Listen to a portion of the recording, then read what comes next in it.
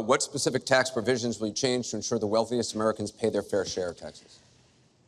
Well, everything you've heard just now from Donald is not true. I'm sorry I have to keep saying this. It is sort of amusing to hear somebody who hasn't paid federal income taxes in maybe 20 years talking about what he's going to do, but I'll tell you what he's going to do. His plan will give the wealthy and corporations the biggest tax cuts they've ever had, more than the Bush tax cuts by at least a factor of 2.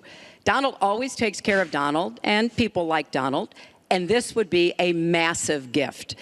And indeed, the way that he talks about his tax cuts would end up raising taxes on middle-class families, millions of middle-class families. And yes, when I was a senator, I did vote to close corporate loopholes. I voted to close, I think, one of the loopholes he took advantage of when he claimed $1 billion loss that enabled him to avoid paying taxes. I want to give the chance to respond. Sure. I just want to tell our viewers what she's referring to. In the last month, taxes were the #1 issue on Facebook for the first time in the campaign.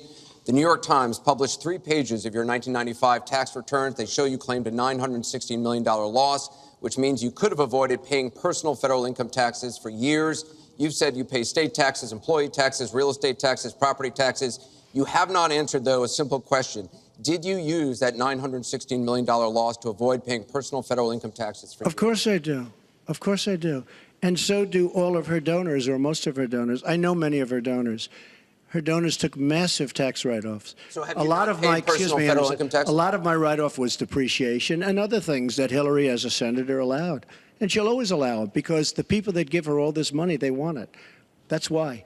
See, I understand the tax code better than anybody that's ever run for president. Hillary Clinton, and it's extremely complex, Hillary Clinton has friends that want all of these provisions, including they want the carried interest provision, which is very important to Wall Street people.